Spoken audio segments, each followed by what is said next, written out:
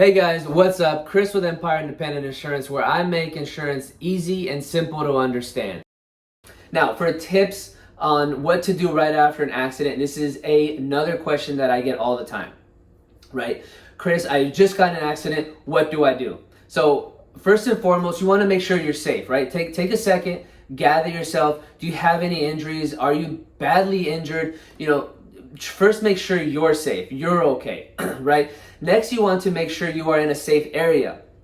If you are somewhere where you are in a high traffic zone on a freeway, or you're on a busy street, you want to try to get to a shoulder or into a parking lot if your vehicle is still functional. If you can't move the vehicle, leave the vehicle there and at least try to get yourself in a safe zone. Right, like I said, over to a shoulder, over in a parking lot, or wherever a safe place outside of the area of traffic may be. Okay, so the next thing you're going to want to do is call the police, because it could take a while for them to get out there, if they're going to get out there at all, right? So this is one of the first things you're going to do after you are safe and you're in a safe spot. Call the police and see if they'll come out there. One, you might need help moving traffic or stopping traffic or moving your vehicle, right? They can help you with this. Second is you're looking for that police report. The insurance company is always going to ask, do you have a police report, right? They want to see it. So, but a lot of times they're not going to come out. If you are in a parking lot, let's say, and it's a fender bender, chances are they're not going to come out for that. It's not an emergency. It's not that serious. They got too much going on to stop and write reports for all these fender benders going on, right? So, but you always want to try. Give them a call and see if they will come out and write that report. Now, next is you want to gather as much information as possible, guys. The more information you have, the better. So if you don't have to move the vehicles, you are in a safe zone. Let's say the accident was in a parking lot. You're not blocking traffic.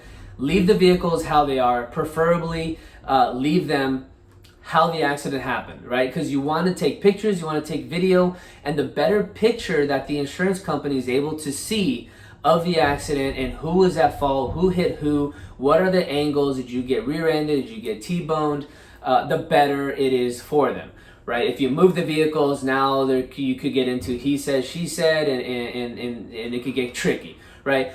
So gather as much info as you want.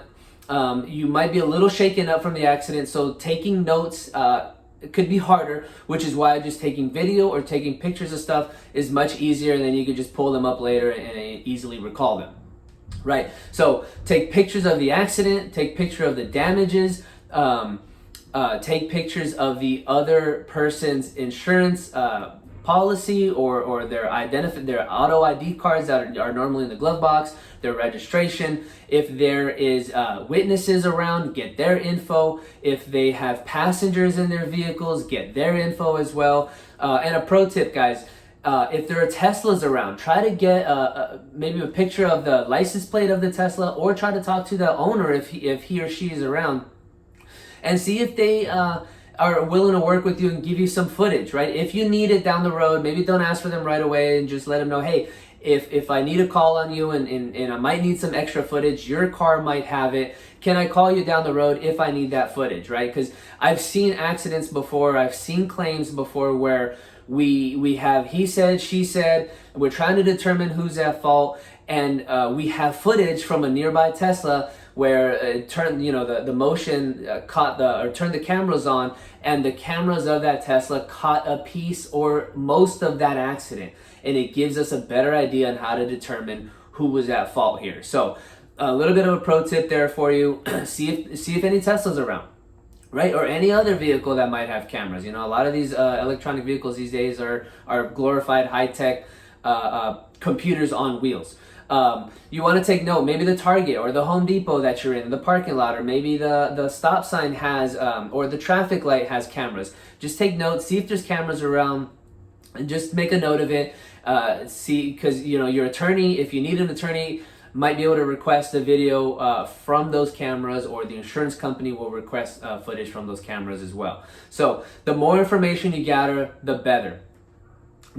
Now, another thing, if it's a hit and run, and you're not around, sorry, chances are you're out of luck, guys. You need something for the insurance company to go off of. At least try to get a police report.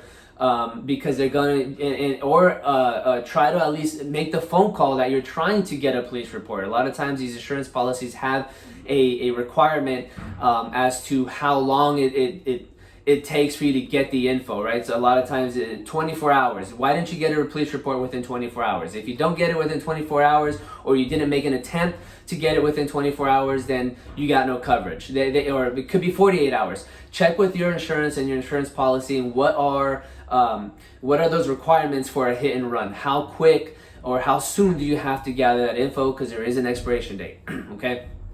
Or expiration time. Now, if it's a hit and run and you see the vehicle, if the vehicle's there and you guys can't, try to get your camera as soon as possible, because you never know if someone's going to take off, right? If you can, if you're safe and you're not injured, get your camera out, at least get a picture of the vehicle, get a picture of that license plate as soon as possible, just in case they take off on you, because like I said, the insurance company needs something or someone to go after. So if you say, hey, I don't know this person, they took off, but I have a picture of their license plate, or here's their vehicle, maybe they can use that info and track that person down with that license plate number. They contact the DMV and do whatever they got to do. So get that camera out as soon as possible in case that happens. The other thing is, if the other person is injured or the property damage looks like it's going to be more than $750, you're going to want to contact the DMV, let them know what's going on. Also, you want to call your agent, right? Right after you gather all the info, before you call and place a claim, just call your agent. Let him know what's going on. Let him know what happened. Run some of these things by him. This is what went down. They are going to give you advice as well, or at least point you in the right direction, or should be able to point you in the right direction on what to do next. And then lastly, once you have all the information, you've gathered yourself, you're safe, call as soon as possible and place the claim. Even if you're at fault, you're not at fault, the other person says, don't worry, I'll place the claim. Don't wait on the other person, right? Because the other person, who knows what they're doing? If maybe they change their story and they say, hey, you know what? I wasn't at fault. It was the other guy, right? So don't leave it up to them. Call your insurance company, place the claim, and then call their insurance company if you have the info, and let them know what happened. Right? Don't rely on that other person to do that. You can start the claim yourself. So those are some tips for you guys. I hope it helps. If you have any other questions, like I said, I'll have my info down below. Feel free to call or text me or email me at the info below.